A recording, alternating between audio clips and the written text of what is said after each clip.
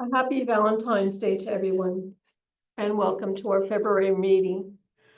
Our guest is Dr. Gennaro Suarez, who was born in Zacatecas, Mexico. He's a postdoctoral researcher in the astrophysics department of the American Museum of Natural History. Prior to this, Gennaro had done postdoctoral work at the University of Western Ontario, Canada.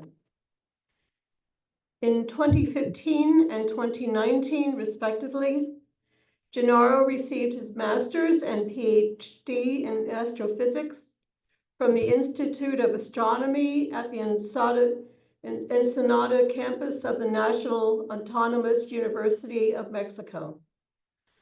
When not engaged in research of brown dwarfs or the atmospheres of exoplanets, he also enjoys sports, workouts, being with friends and family, and doing outreach, of which we thank him. Please welcome Gennaro.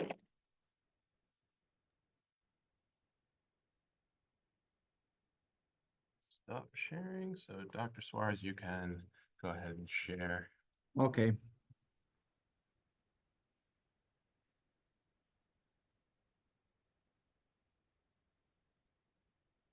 Can you see my presentation? Yes, That's good. Perfect. Give me a second.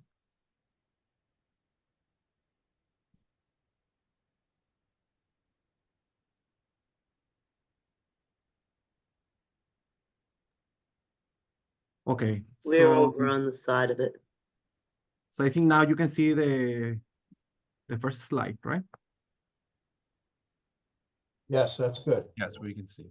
Okay, so thanks for the invitation. I'm Gennaro Suarez, a postdoctoral researcher in the Department of Astrophysics at the American Museum of Natural History, working in the brown dwarfs in New York City research group. I'm gonna mention later what brown dwarfs are. And today I'm gonna talk about some amazing results that we have about exotic sandy clouds that form in exoplanets and also in these objects that I mentioned, brown dwarfs. So I'm going to discuss this later.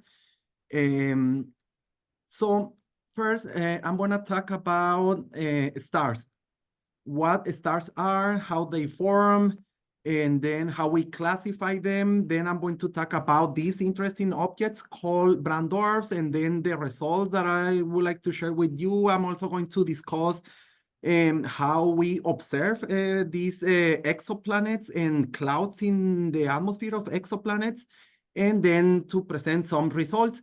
So first, I'm going to, when I explain about stars, I would like to show this video that is a part of the Lion King movie. And I'm going to, this is the only video with audio, so I'm going to, I hope the audio is works properly. So let me play this video to get started.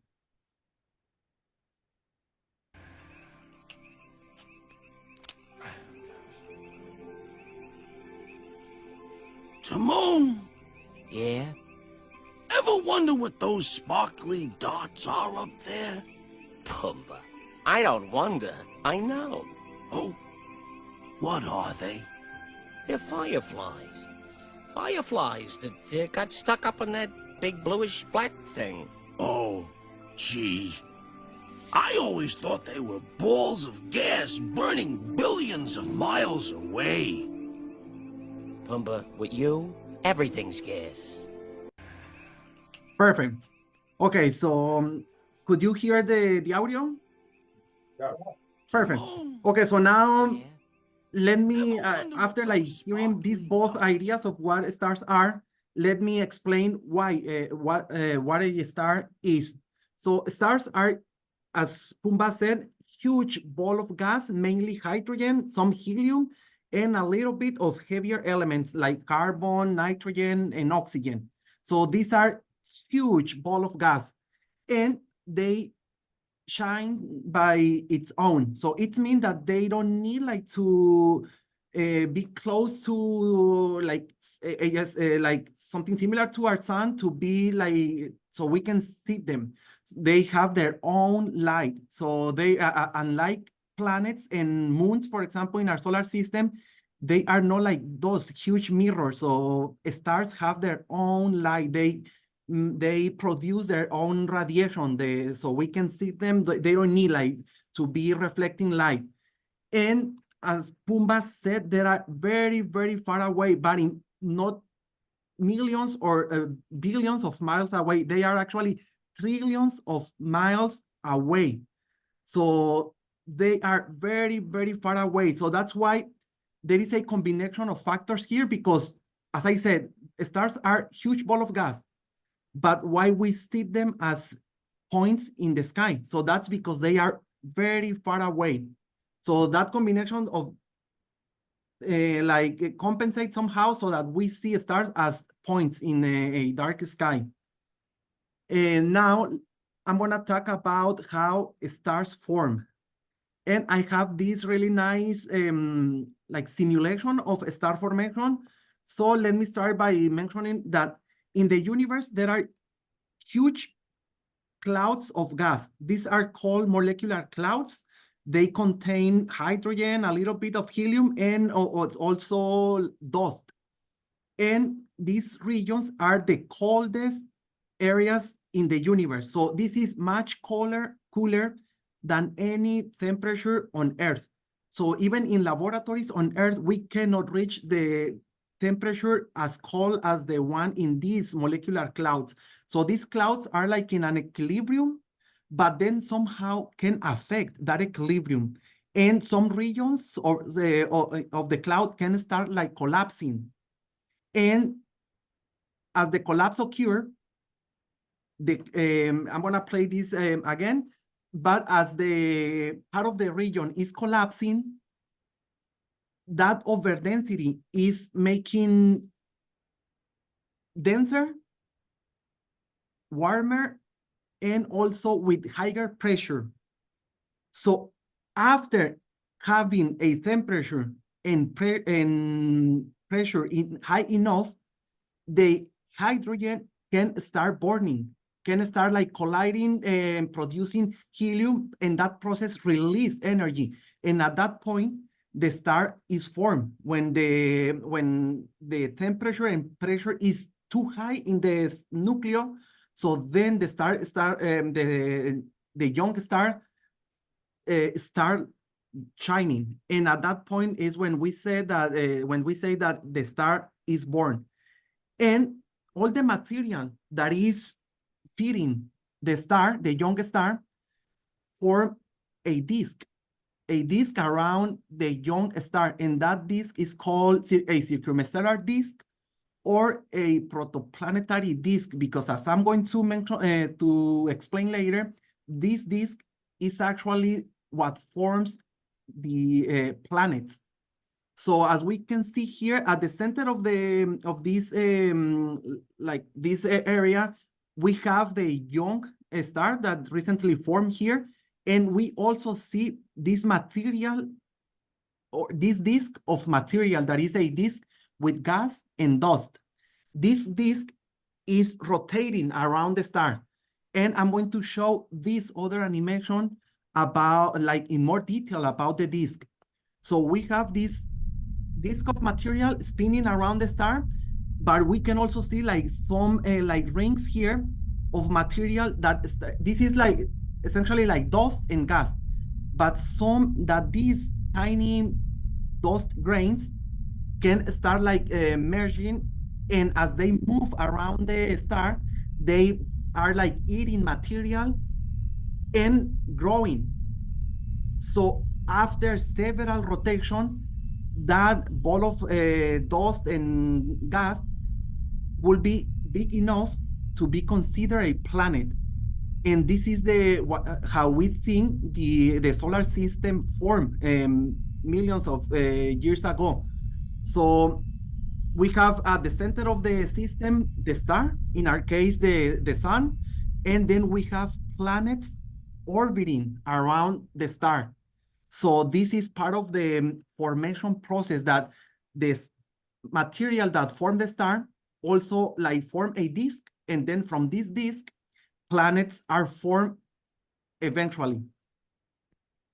And also, as I mentioned, these clouds that form stars are huge.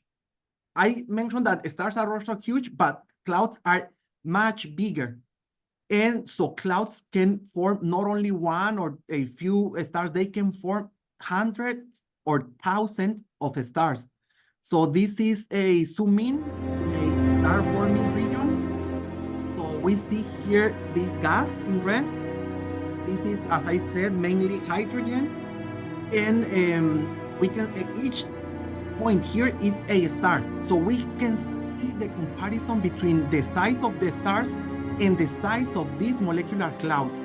So it's in a very, very different order of magnitude. So these clouds can form thousands of stars. And so the clouds, the stars that form from the same cloud, they are like a family or like siblings. So they form what we call like a stellar association or a stellar cluster or like a stellar group. So those are synonyms to refer to stars that form from the same cloud essentially at the same time. So they will have like a similar age, but also similar like chemistry properties in their because they form from the same cloud. So this is broadly how stars, planets form, and also how stellar clusters form. So as we can see here in this figure, in this image, there are stars with different colors and also different brightness. We see, for example, red stars here and here. We also see like blue stars, and the color of a star is closely related to the temperature of the object. I'm going to talk later about what color means like more in detail, but for now, let's consider that the color of a star is closely related to its temperature. But we can also see stars with different brightness. So that could be due to two effects. The first one could be because they are at very different distances. So for example, if we consider, let's say like this star that is bright, and for example, this one that is faint, so it could be just because the brighter one is closer and the other one is farther. But if we compare two stars that are at the same distance, they could also have a different brightness. For example, let's consider that this red star and this blue star are at the same distance, but we see that the red one is brighter. So it could be telling us that there is something intrinsically happening, that stars at a different distance have different brightness, that they have like different amount of radiation that they are emitting. So these are like two basic properties that we can see for stars, that is color and brightness. And these are actually very important properties because they will allow us to derive most of the other properties. For example, the age of stars, the composition.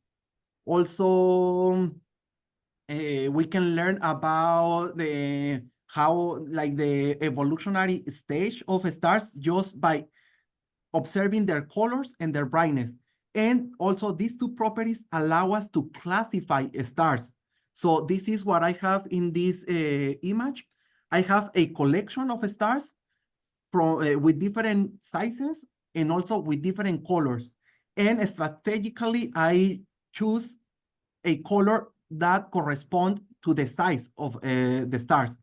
So we have huge stars, and also we have like small stars, and with different colors again.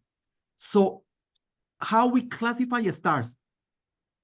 In the in the 50s, some astronomers start observing, collected many observations of stars, or of a number of stars, and the information that they observe. I'm going to detail this more later, but they observe like this kind of figure of information. So this is something called a spectrum, that is essentially the brightness of a star at different colors. So remember that I mentioned that color and brightness are two important properties of stars. So this is what we have in this figure. So we have brightness in the vertical axis and color in the horizontal, or essentially like something similar to color in the horizontal axis.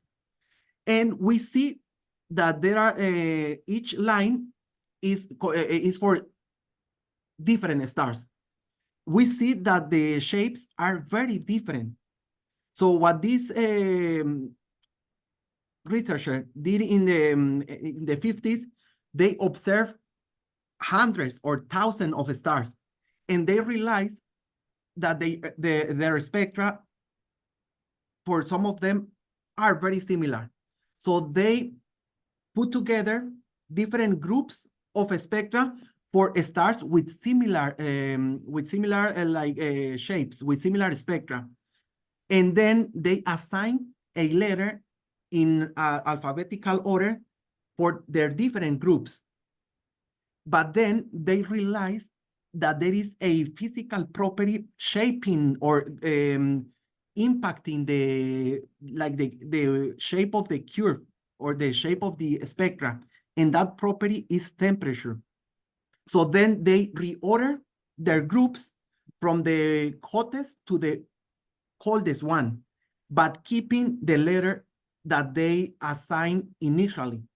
So that way, they obtain this classification that is O, B, A, F, G, K, and M letters for stars with different colors.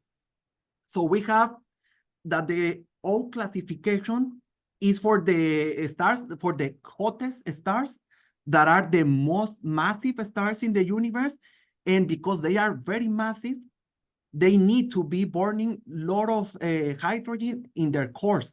So that means that they consume fast the hydrogen and they live short.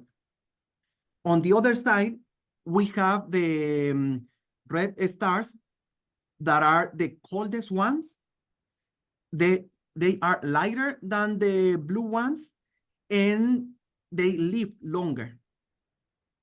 And there are other stars in between with colors going from blue for the hottest one, then like more like white color, like or light blue, and then light blue, white, yellow, then like orange and red for the coldest stars. So just if we, in a dark night, we see the color of a star, we can have an idea of its temperature, also its mass. And because, as I said, the massive stars live shorter. So if we observe a blue star, that means that maybe that star should be young or should be part of a young stellar association. So if we want to look for a stellar cluster in the sky, we can actually target blue stars that are massive stars. And if we detect them, so most likely we are also observing like a young stellar group. So this, so the idea of mentioning this classification is because this is like an empirical way to study stars. So if we observe their colors or their spectra from observations, and then once we know the spectral classification, we can have an idea of how hot or warm or cool the star is. But this classification doesn't keep like a logical sequence. So there is something called mnemonic sentences that help us to remember like sequences. In this case, the most famous mnemonic sentence is this one: "Oh, be a fine girl or guy, kiss me." So if we remember this phrase, we can have an idea of the temperature of the stars. So for example, if someone tell me, let's talk about the sun. Our sun has a spectral type classification, a G type. So if we don't remember if G is like closer to the coldest or closer to the warmest, we can remember this sentence and we say, oh, be a girl, guy. So we can say, oh, so this is closer to the end of the sentence. So that means that G is like more like near to the coldest stars. And that's true. Our sun is like it's a cold star compared to other massive stars in the universe. And another interesting aspect here is that we observe that if we move from the left to the right in this figure, so we are going from massive stars to less massive stars, and then we get to the lowest mass stars. So then we could wonder, are there are objects lighter than the less massive stars? And that's a good question. And let me answer that here. So I'm showing here a low mass star on the left and a giant planet like Jupiter on the right. So we have like these two common components of the universe that are stars and planets. But there is a gap in mass between the most massive planets and the less massive stars. So there is a gap there. So nature actually formed objects with mass in between these two domains. And those objects are called brown dwarfs. So brown dwarfs are objects lighter than stars, but heavier than planets. And in some cases, they behave similar to stars. In other cases, similar to planets. For example, we think that brown dwarfs form similar to stars. So similar to what I explained at the beginning, that is like a huge cloud of gas that start like collapsing. And then if the mass is enough to have like enough temperature and pressure in the core, so then hydrogen can start like burning and form a star. But if the mass is not enough, so the potential star will never turn on. But we will see still that ball of gas in the universe, and that ball of gas is called brown dwarf. And we classify brown dwarfs into 3 different categories. That these categories are a continuation of the spectral type classification that I mentioned for the stars, because brown dwarfs are cooler than stars. So if we continue that classification, we will go into this regime. So L types are for the warmest brown dwarfs that are similar to the coldest stars. Then we have T types for cooler brown dwarfs, and then Y types for the coldest known brown dwarfs that are very similar to planets like Jupiter.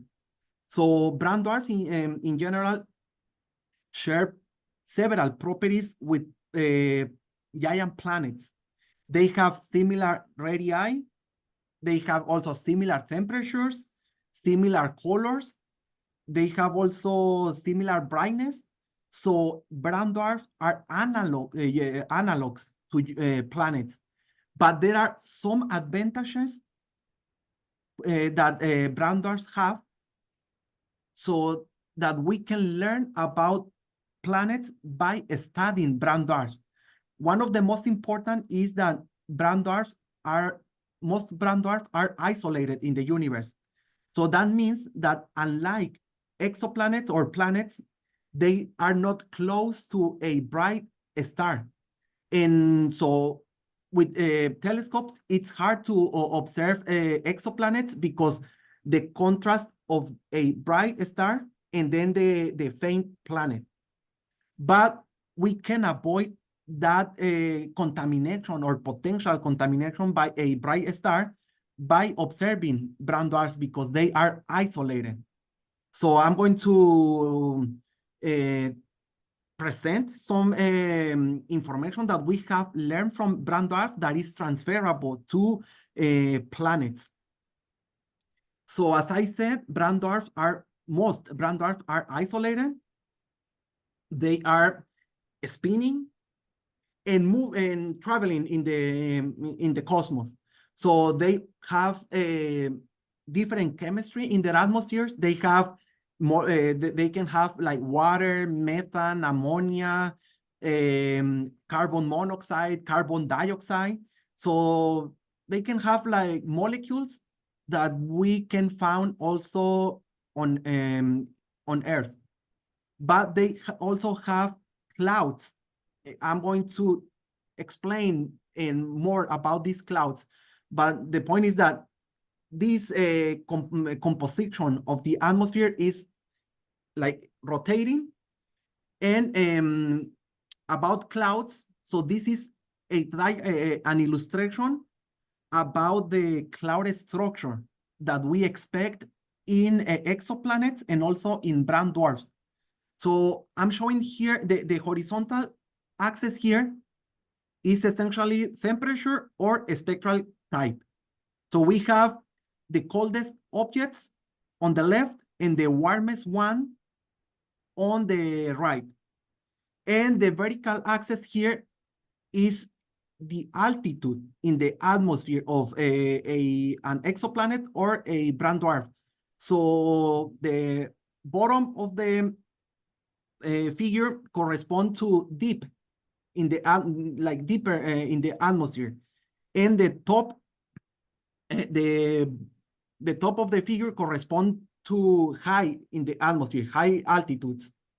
So we see that the warmest objects, or all the objects here that are exoplanets and brown dwarfs, form clouds rich in chemistry.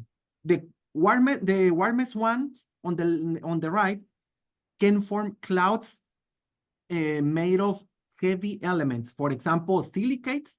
Silicate is the main component of sand. And they can also have iron clouds. Then and I forgot to mention that as brown dwarfs never reach like an equilibrium similar to stars. So brown dwarfs cool and dim with time. So when we observe a young brown dwarf, that brown dwarf will be warmer than years later. So once we observe, for example, like these clouds, silicates and iron clouds for warm brown dwarfs, when those brown dwarfs cool, they can form clouds made of lighter elements, lighter grains. For example, salt clouds.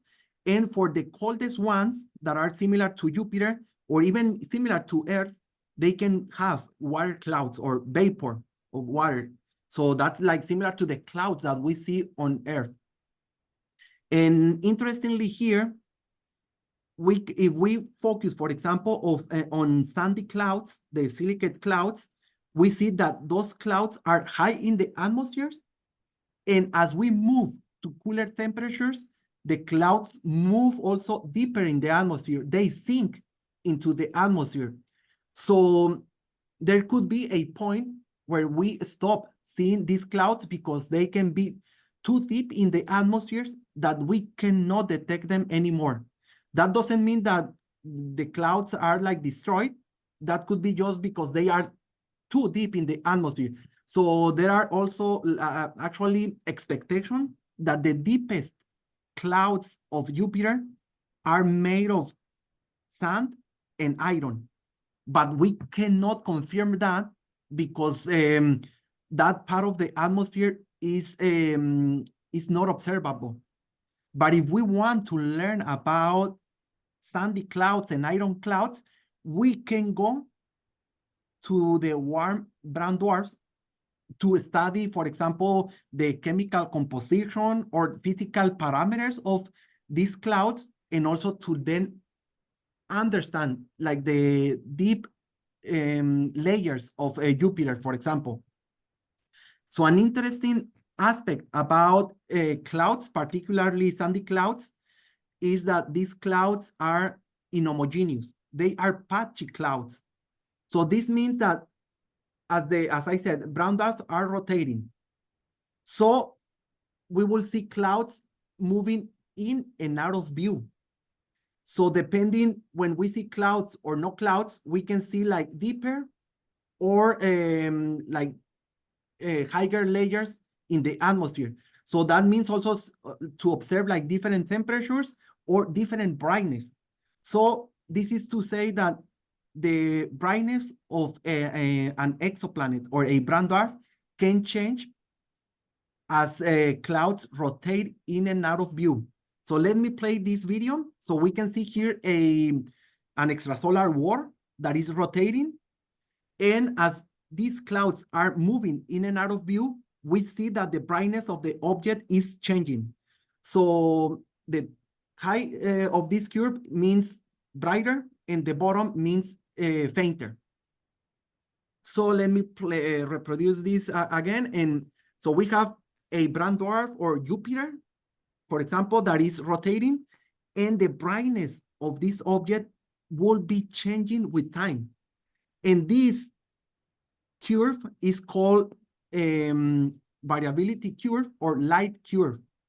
And this is a useful tool to analyze exoplanets because we can see like how repetitive this pattern is. For example, here we see like a brightness increase and then a brightness decrease and then increase. So maybe these like peaks of brightness can tell us about the rotation, how fast the object is rotating. So by characterizing this curve, we can learn about the rotation of exoplanets. We can see if this is a fast or a slow rotator. So we can estimate something called period, that is how long it takes to an object to give a rotation. And rotation is an important parameter for exoplanets because we can explore with this parameter the dynamic or how the atmosphere is evolving. And now let me talk about how we observe actually, for example, light cubes like the one that I show in my previous slide. So to observe clouds in extrasolar worlds, there are only two instruments, two telescopes. There are many telescopes on ground-based telescope and space-based telescopes, but only with two telescopes, we can observe sandy clouds in exoplanets. One telescope is the Spitzer Space Telescope. But unfortunately, this telescope stopped observing 5 years ago. And this was a NASA telescope that was launched to space in early 2003, if I'm correct. And this telescope observed hundreds of brown dwarfs and also some exoplanets. This telescope observed the brightness of objects like in something called infrared, that is light beyond the light that a human eye can detect. So the light that Spitzer observed, we couldn't observe that radiation because that's out of our like detection. And so Spitzer passed away, as I said, like a few years ago, but there is a legacy of observations that we have from this telescope. For example, this variability curve, the one that I show, was produced or was generated with observation from Spitzer. So most of the information that we have so far about exoplanets, atmospheres, and brown dwarfs atmospheres came from this telescope. And the other telescope that we can use to observe clouds in brown dwarfs and exoplanets is the James Webb Space Telescope. This is, I will say, the most popular and famous telescope nowadays. This telescope was launched to space 3 years ago, and the telescope is already acquiring data, high quality data for analysis for our understanding of extrasolar worlds. This is a collaboration between NASA, the Canadian Space Agency, and the European Space Agency. So it's a multinational collaboration. And this is the biggest telescope in space. Its radius, its diameter is 6.5 meters, so that's like 20 feet. So this is a huge telescope in space. There are bigger telescopes on the ground, but this telescope is more powerful because it is in space. So there is no like contamination from the atmosphere in the observation. There is also no like noise from or contamination, for example, for like local conditions. So this is in space, so that's not like a concern. So we can have high quality data with James Webb like this one. So these are regions, clouds like the ones that I show at the beginning that are forming stars. So James Webb is able to provide us with high signal and high resolution observations. So what kind of observation do we obtain from these telescopes? So I'm going to go back to talk about a spectrum. So we have here an extrasolar world, could be an exoplanet, or it could be a brown dwarf. And we see here the atmosphere of the object. And we see also different molecules. As I said, these molecules could be water, could be methane, ammonia, and other molecules, carbon-bearing molecules, or also clouds. So if we observe this object with a telescope, for example, Spitzer or James Webb, we will see something like this. So like a rainbow. That's like a continuous of colors. But interestingly here, we see this gap or these missing colors here.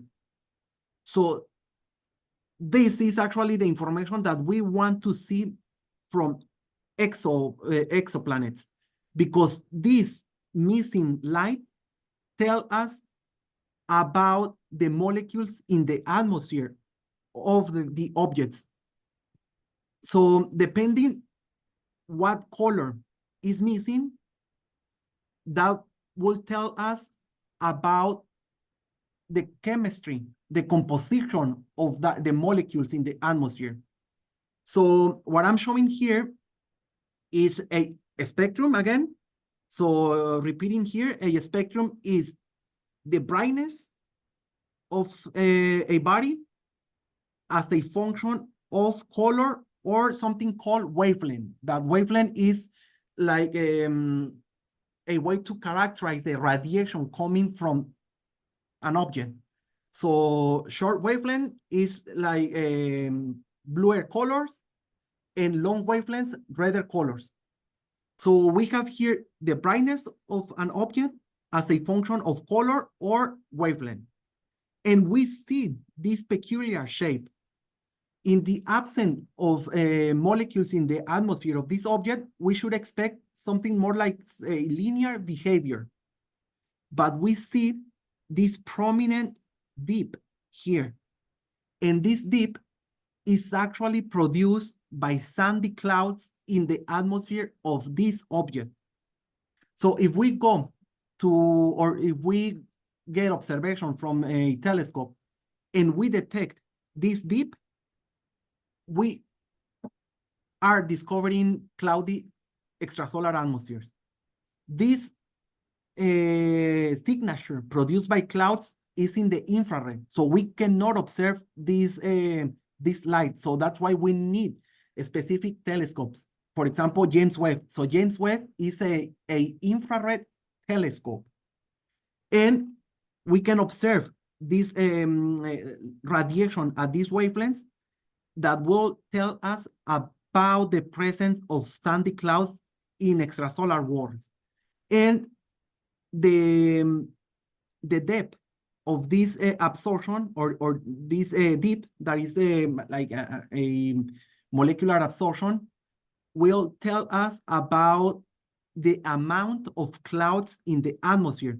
So a strong absorption here means more clouds in the atmosphere. So if we have an absent fissure, something like more like a linear trend here, so that means that there are no clouds or just like a few or just like thin clouds in the atmosphere. But if we see a strong fissure, so that's indicative of a strong clouds, lots of clouds in the atmosphere.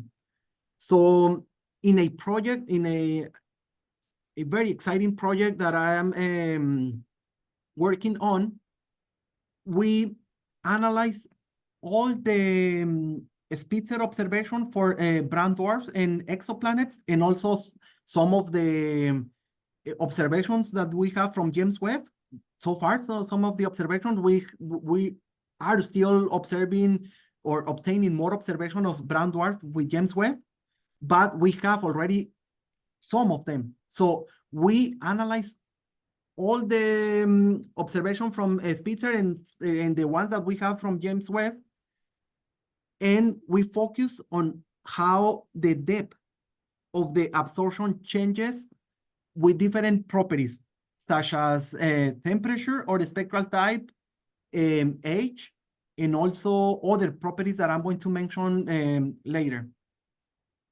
So we measure the depth of the absorption, and we obtain this interesting figure.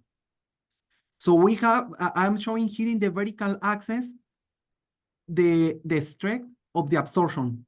So the top of the figure means a strong absorption or more abundant clouds. And at the bottom, this means less clouds and a weak fissure in the spectra. And in the horizontal axis, I'm plotting here a spectral type or temperature, because remember that a spectral type is a proxy of temperature. So we have on the left warm temperatures, and on the right, cool temperatures. And each data point here is an exo war. And the dashed line is the average behavior about like the depth of the fissure or the amount of clouds as a different temperature, like boxes or bins.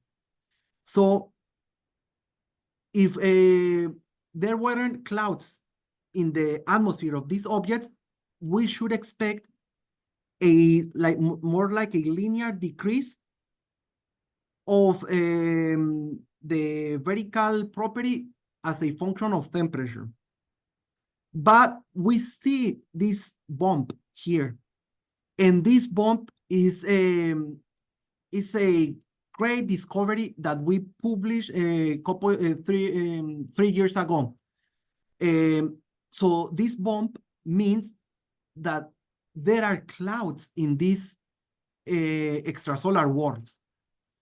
And something peculiar here is that if we like imagine a linear behavior here, like close to my cursor, so we see that most of the objects are have like clouds above what we should expect. So this means that sandy clouds are near ubiquitous in the atmospheres of extrasolar worlds. So clouds are common in the universe, in exoplanets, in brown dwarfs, and I mean, not in the universe in general, but in these objects, in exoplanets and brown dwarfs. And we can inspect this bump more in detail and learn how clouds form when the line move away from the expectation. And then we can also investigate the evolution of clouds in the atmospheres of these objects. So that's what I'm going to explain here. So this result was published, as I said, 3 years ago, and this produces a significant impact in the community about our learning of clouds in extrasolar worlds. So NASA's published a press release on this result, and this is the figure in that press release. So this is another way to interpret the result. And we have, imagine that we have like a stove. So if the temperature is and we put together in a container the ingredients to form clouds, sandy clouds, to form sand or silicates. So if the temperature of the container is too high, so the material cannot condense to form to form dust. So that's similar to what we can see here in the left panel. So that's like essentially no clouds because the temperature is too high. But the ingredients to form clouds are there, but they are not in molecular form. They are like elements. But if we turn off the stove and the temperature start like decreasing, so the material will start condensing and form grains. And at that point, we will see the formation of clouds, sandy clouds. And then as temperature decreases, the clouds will get thicker. And then the temperature, if the temperature is cool enough, then these clouds will be moving to deeper layers. So we will stop observing the sandy clouds. So this is a whole process about, so we learn here about the process of how, what temperature clouds form, how they evolve in the atmosphere, and then at what temperature they settle or they sediment. That is the word to refer to this phenomena. And so with this figure from the NASA's press release, we learn about how the formation and evolution of clouds occur in extrasolar atmospheres. We also inspect another interesting property of extrasolar worlds, that is inclination. So let me explain about this property. So in my previous slide, I discussed about the properties of clouds with temperature. Now let me mention some results about how clouds connect or correlates with inclination. So inclination means what part of the atmosphere we are observing for these objects. So brown dwarfs, as I mentioned, they are rotating. So that means that we can define a rotation axis, and so we can define the poles of the object, and what it's in the middle will be the equator. So similar to Earth, that we have the equator and the poles, so we have similar for brown dwarfs and exoplanets. So these objects are randomly aligned in the cosmos. So we could be observing the equator of an exoplanet, or we could be observing the poles or in between. So that's the property that I have in the vertical axis here. I have equator at the top and poles at the bottom. And in the horizontal property, I have the amount of clouds. So I will show here objects with more clouds on the right, and objects with less clouds on the left. And I will also show an auxiliary property that is color. And this is what I consider the most important result from this, from a series of publications that we reported, and we found this amazing correlation. This means that objects that are viewed equator on, or for objects for which we observe the equator, they will have, or they exhibit, more clouds. And objects viewed closer to pole on, or we observe the poles of those objects, they exhibit less clouds. And we can also see that the color changes. So a dark color means that the object is redder, and a light color means that the object is redder. So we see that the objects with more clouds are redder than the objects with less clouds.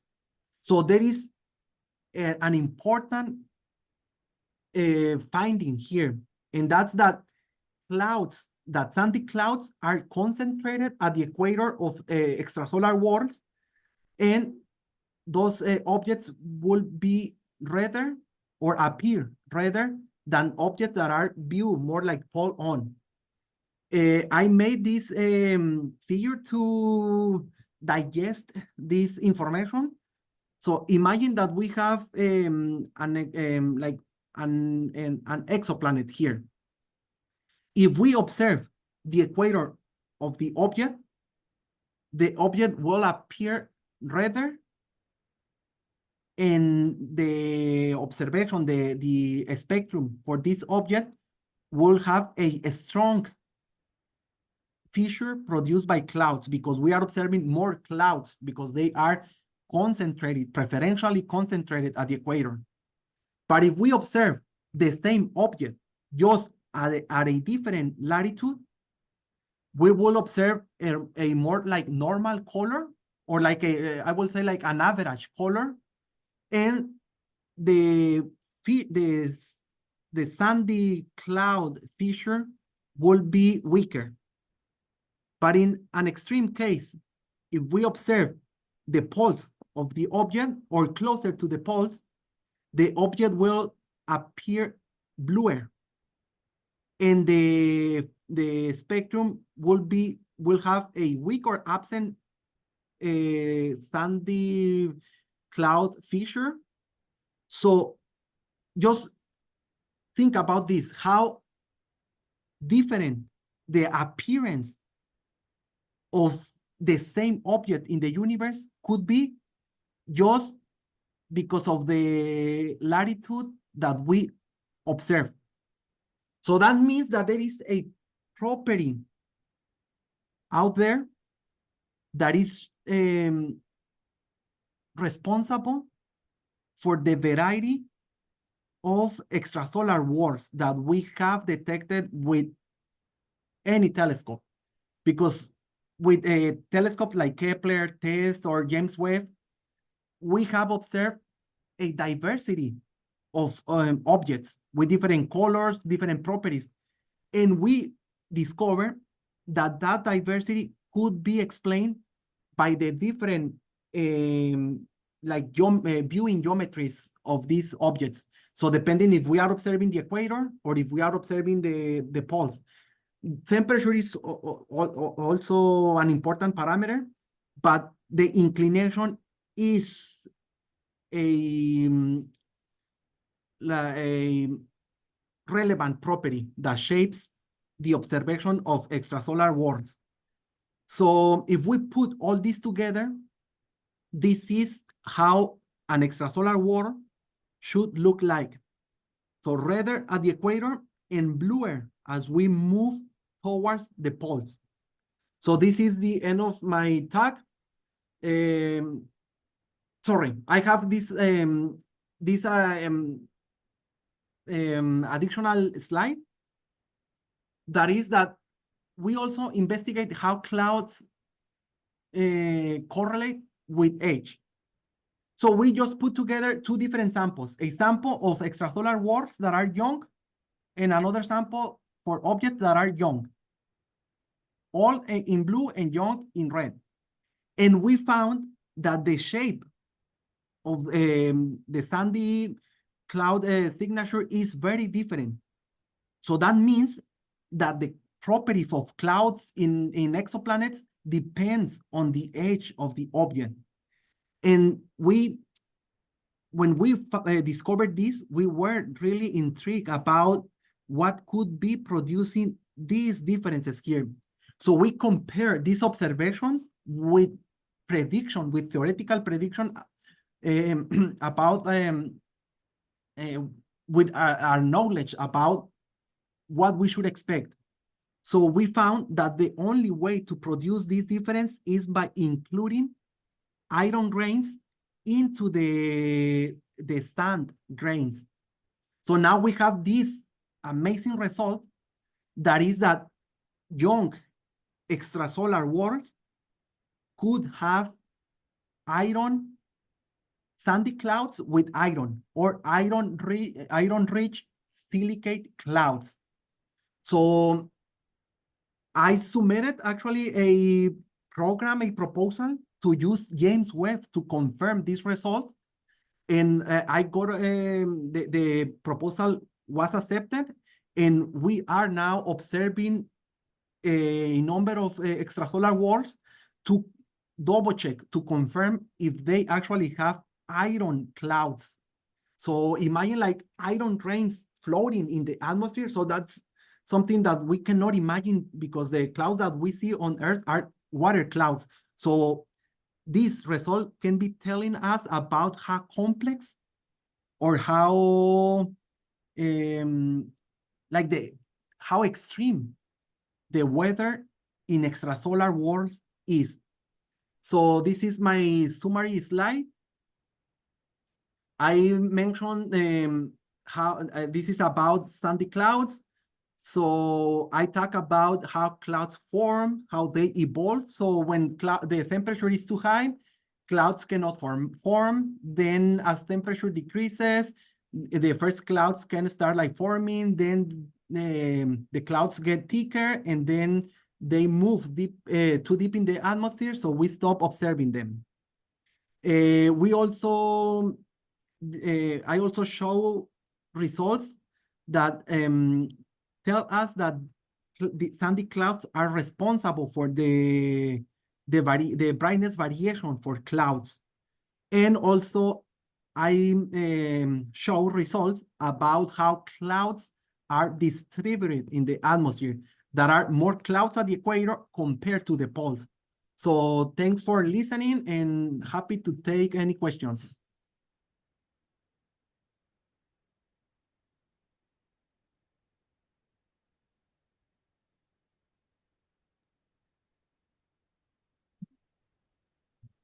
I see we have some questions on the Zoom.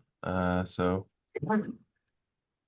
Larry, if you want to go ahead. Yeah, I have a question that relates not to the atmospheric issues, but to something that I understand about brown dwarfs, which is that distinguished from stars and from planets, that is Jupiters or super Jupiters, that brown dwarfs have a period of time where they fuse deuterium and then that stops. And the question I have is how do we know that? Yes, that's because we know from laboratory what temperature we need to fuse hydrogen, what temperature we need to fuse deuterium. And from observation from telescopes, we can estimate the temperature for stars and brown dwarfs. So that way we know if that temperature is in the regime of hydrogen fusion or in the domain of deuterium fusion. So we know that brown dwarfs are in the temperature regime of deuterium fusion, but then brown dwarfs cool with time. So they eventually stop fusing deuterium and they are just like a hot piece of like metal or iron that is like warm and then will just like be like heating. So a brown dwarf, it's something similar that is heating its energy that was that is the transformation of potential energy from the formation of from the formation process, and that gravitational energy is released as heat or as radiation. So that's why we see a brown dwarf shining, because of the deuterium fusion at the beginning and then the release of that energy. Thank you.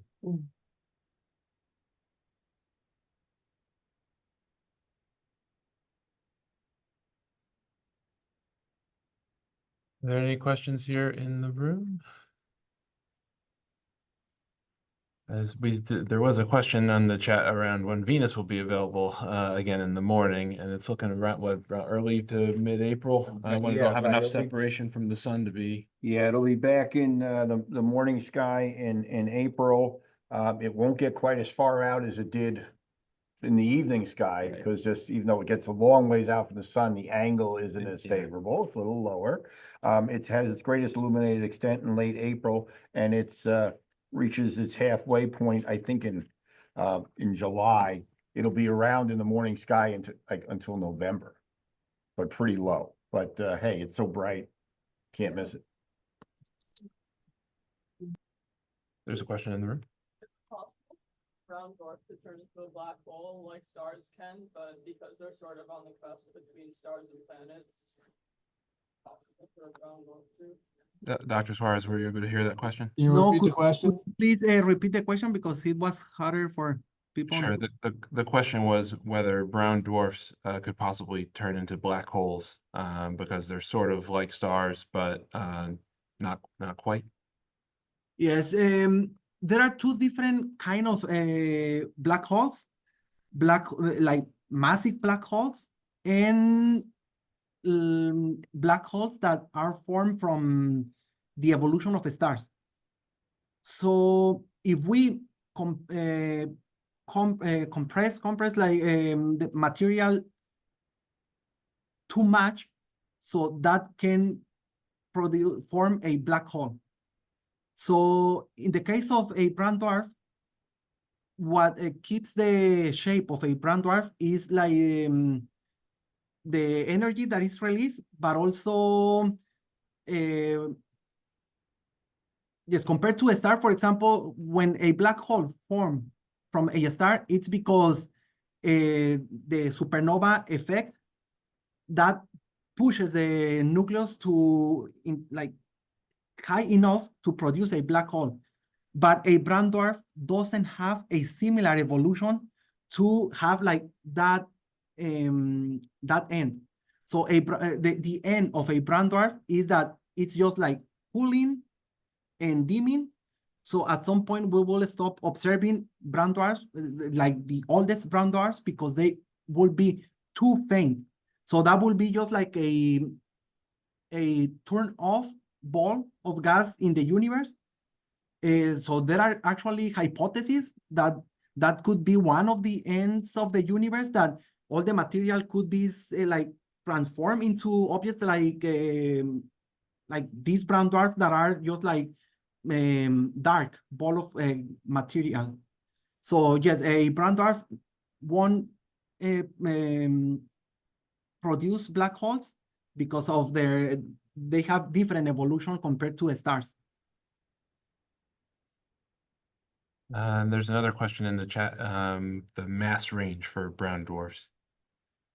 Mass range for brown dwarfs. So the lighter brown dwarfs have a mass of about 10 Jupiter masses, so a few Jupiter masses, and the most massive brown dwarfs have around 80 Jupiter masses. So the brown dwarf regime is from a few Jupiter masses to tens of Jupiter masses. And then after about 80 Jupiter masses, hydrogen can start fusion. So from there, we define stars. So the limit, the mass limit between stars and brown dwarfs is the hydrogen fusion limit. That limit is at about 80 Jupiter masses.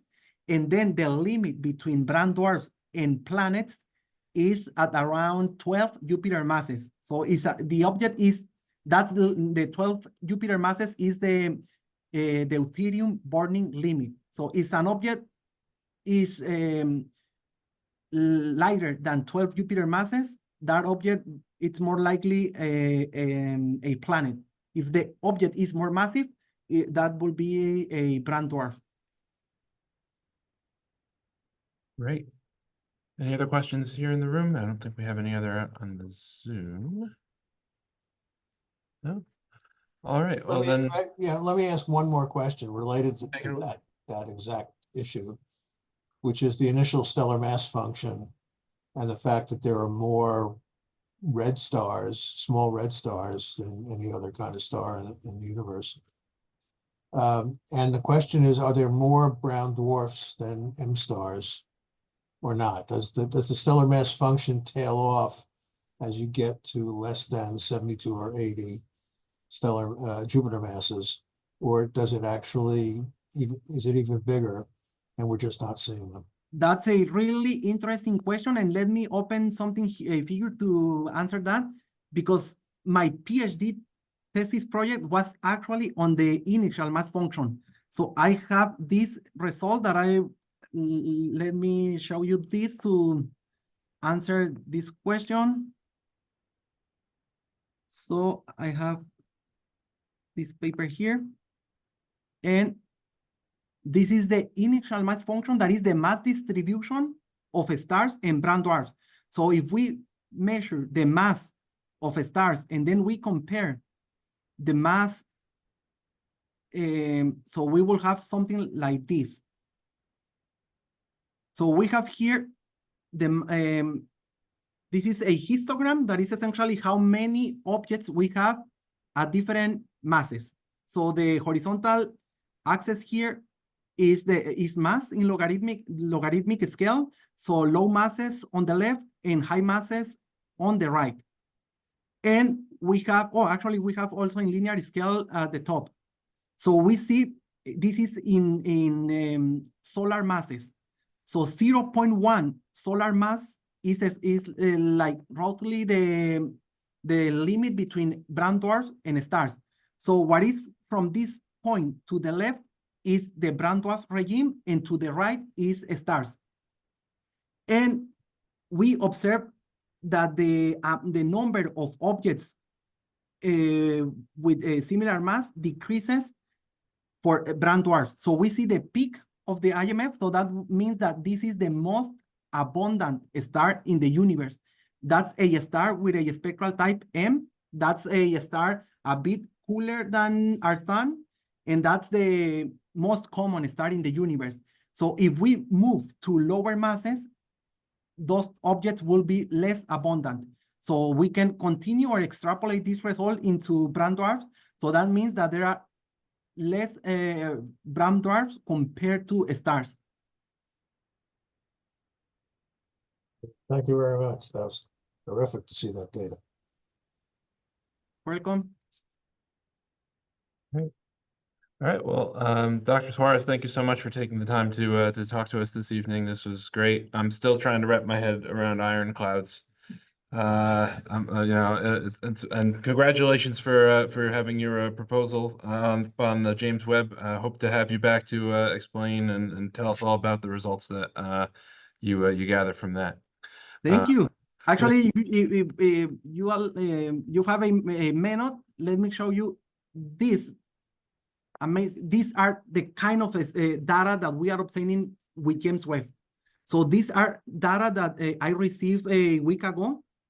And so these are 4 brown dwarfs. So we see this is infrared, and all these lines, this is not noise, this is resolution. So we can see a lot of information about the chemistry of these clouds. So we will use this data to confirm or reject the formation of, hopefully to confirm the existence of hydrogen-rich sandy clouds.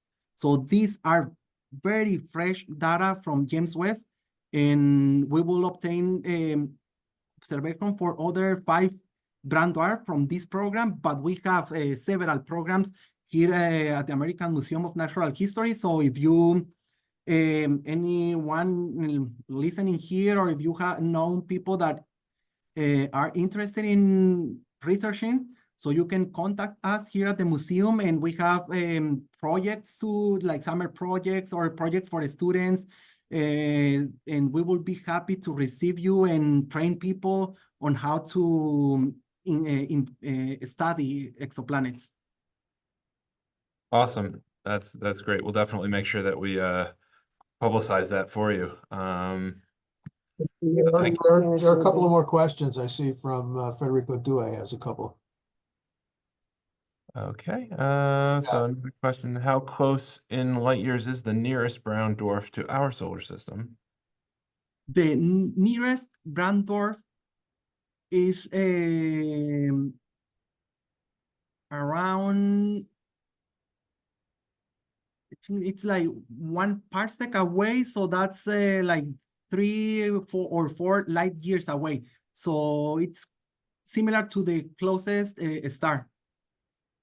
And that brown dwarf is actually a binary system. So there are 2 brown dwarfs that are rotating around each other. And we have a James Webb program that observed that binary system. So we have already some results on the closest and brightest brown dwarfs to us. So you can, if you are interested, I can share like references about that system. But yeah, that's about around 3 light years away. Another question. Oh, a little further up, All right, let me take a look. Up higher, the other one, Oh, about the mass range. we got to that one. Yep. I think we've got to them all. Is there anything else in the room? No? All right. Then Dr. Suarez, I'm going to say thank you. Give you another round of applause. Thank you. Thanks so much for the invitation. With that, I will end the Zoom talk. We have in the room some raffle prizes to give away, so stick around for that. But for those on the phone, I'll say goodnight. No raffle ticket needed, but you have to be in the room. Bye. All right.